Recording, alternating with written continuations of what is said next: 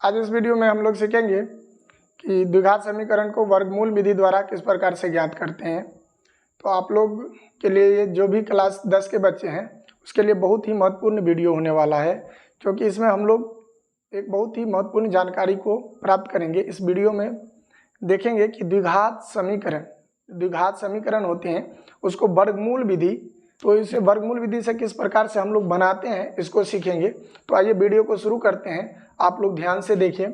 सबसे पहले द्विघात समीकरण की बात करें तो इसकी सामान्य रूप होती क्या है, तो सामान्य रूप हो जाता है ax² plus bx plus c बराबर 0।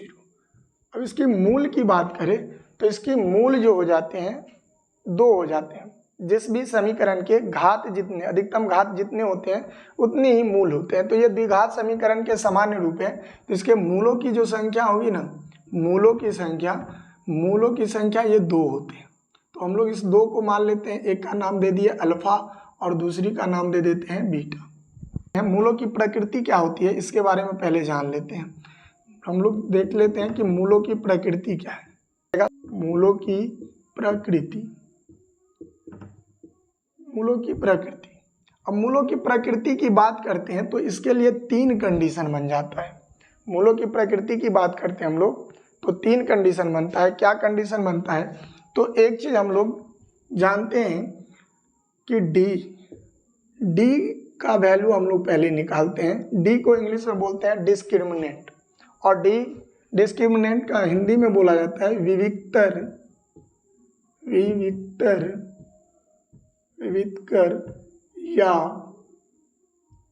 या विवेचक बोलते हैं, विवेचक बोला जाता है। डी का मान हम लोग निकालेंगे। सबसे पहले जब भी हमें मूल की बात कहे कि मूलों की संख्या ज्ञात करिए या मूल कौन कौन सी है, तो हमें सबसे पहले विविक्तर पता करना होता है। विविक्तर से ही पता चलता है कि इसके मूल किस प्रकार के होंगे। तो विविक्तर यानी डिस्क्रिमिनेंट डी बराबर होता है b² minus 4ac, b² minus 4ac।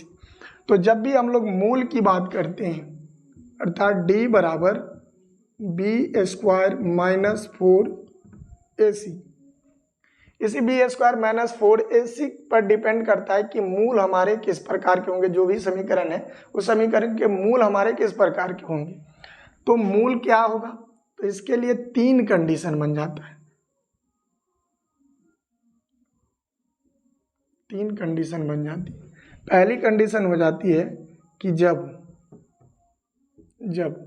D जो ये 0 से बड़ा हो, डी का मान 0 से बड़ा है, तो इस कंडीशन में हम लोग बात करते हैं कि मूल किस प्रकार की होगी, मूल कैसा होगा। तो मूल हो जाते हैं मूल वास्तविक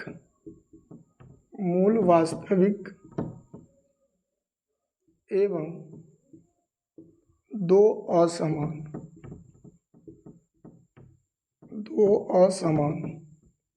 असमान मूलों।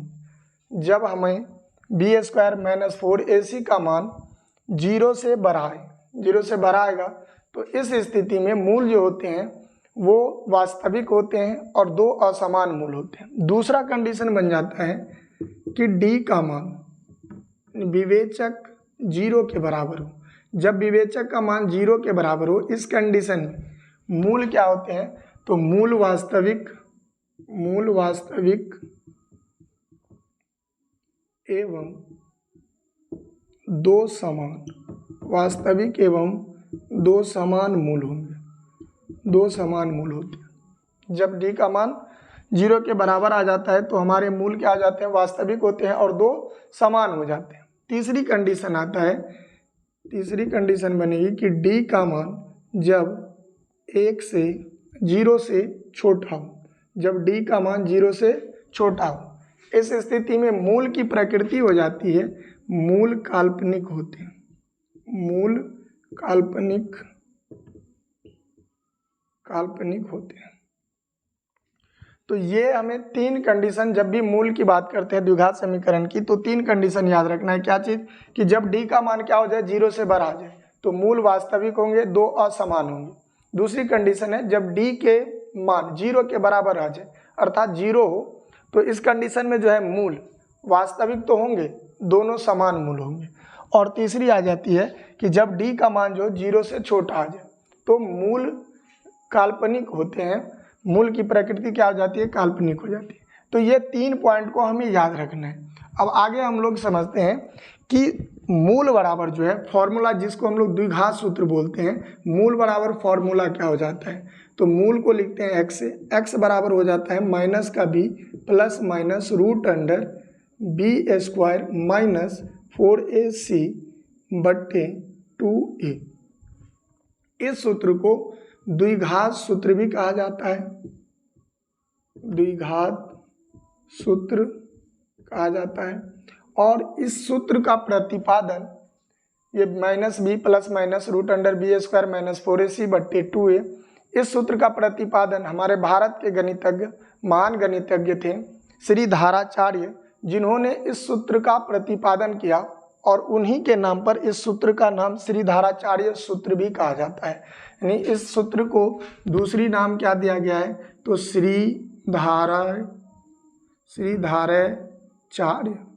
श्री धाराचार्य सूत्र भी कहते हैं।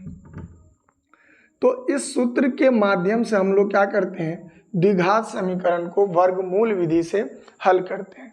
एक बार आप लोग इसका स्क्रीनशॉट लीजिए, फिर इसको मिटाते हैं और फिर क्वेश्चन लेके समझते हैं कि द्विघात समीकरण को जो है हम लोग वर्गमूल विधि से किस प्रकार से बनाते हैं।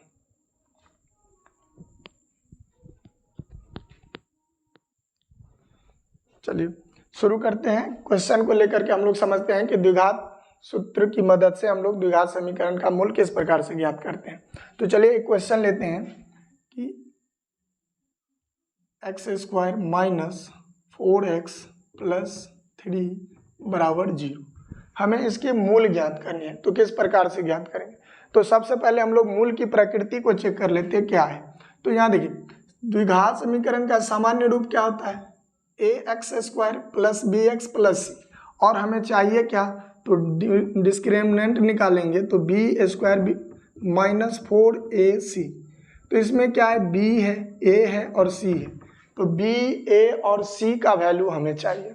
तो ये कहाँ से मिलेगा हमें, तो ये समीकरण से प्राप्त होगा।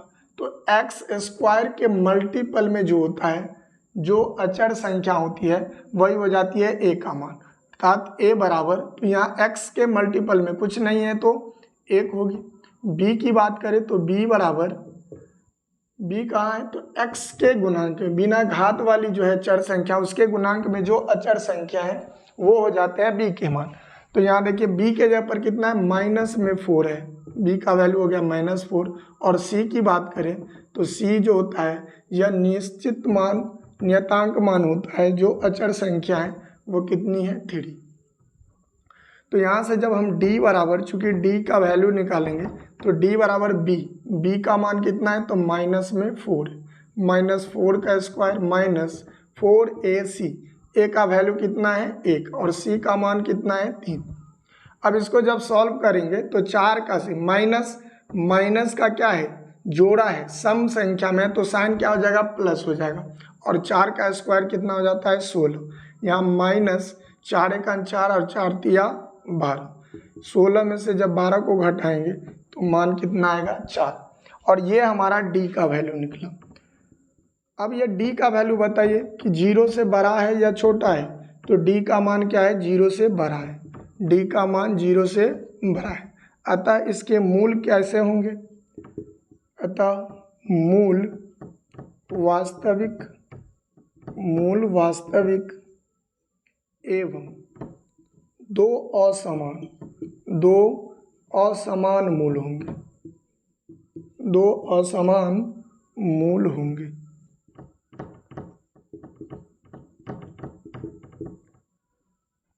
अब यहाँ से क्या करते हैं हम लोग, मूल निकालते हैं। मूल निकलेंगे, मूल क्या होंगे, जब d का मान 0 से क्या आ गया, बड़ा आ गया। जब d का मान 0 से बड़ा होता है तो मूल किस प्रकार की होती है, तो मूल वास्तविक होती है और दो असमान मूल होते हैं। तो यहाँ से हम लोग क्या करेंगे, अब मूल निकालेंगे, और वो भी कौन से, तो द्विघात सूत्र की मदद से हम लोग क्या करेंगे, मूल निकालेंगे। तो मूल बराबर, चूंकि मूल बराबर फॉर्मूला क्या हो जाता है, मूल बराबर तो माइनस का b plus minus root under b² minus 4ac बट्टे 2a। अब यहाँ चाहे तो आप b² माइनस 4ac के जगह पर √d भी लिख सकते हैं, क्योंकि ये विविक्तर का ही मान है, विवेचक का ही मान है b² माइनस 4ac, जो हम लोग पहले निकाल चुके हैं यहाँ पर। तो यहाँ डायरेक्ट आप d का भी वैल्यू रख सकते हैं या फिर से b² माइनस 4ac का भी वैल्यू रख करके निकाल सकते हैं। तो मूल को लिखते हैं x से बराबर। अब देखिए b का वैल्यू कितना है मेरे पास, -4। यहाँ साइन पहले से ऑलरेडी फॉर्मूला का है और b का मान है माइनस में, तो -4 प्लस माइनस √b²। तो b का वैल्यू कितना, -4 का स्क्वायर माइनस 4ac। तो 4 गुने a का मान कितना है, तो a का मान हमारे पास कितना प्राप्त है, 1 प्राप्त है। तो 1 गुने c का मान कितना है, c का मान 3 है, c के जगह पर 3। अब बट्टे 2 गुने a, तो 2 गुने a का मान कितना है, 1। अब इसको जब सॉल्व करेंगे तो x बराबर ये माइनस माइनस क्या हो जाएगा, प्लस का 4 प्लस माइनस √b² यानी माइनस साइन का क्या लग गया, जोड़ा लग गया, तो ये क्या हो जाएगा, प्लस में साइन, और 4 का स्क्वायर करेंगे तो कितना हो जाएगा, 16 माइनस 4 × 4 4 × 12 बट्टे 2 को 1 से गुना करेंगे तो 2 हो जाएगा।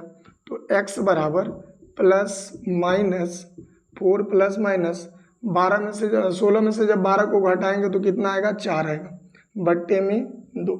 अब ये रूट का मतलब क्या होता है, ये इसको हिंदी में इंग्लिश में बोला जाता है रूट, इसको क्या बोलते हैं, रूट।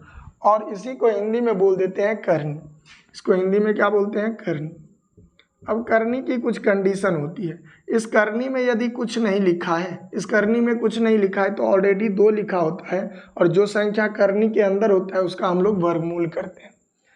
यदि इस करनी के अंदर 3 दिया हुआ है, कुछ नहीं लिखा है, तो 2 ऑलरेडी होता है। यहाँ पर यदि 3 दिया है और इसके अंदर जो भी संख्या है इसका हम लोग क्या करते हैं, घनमूल करते हैं।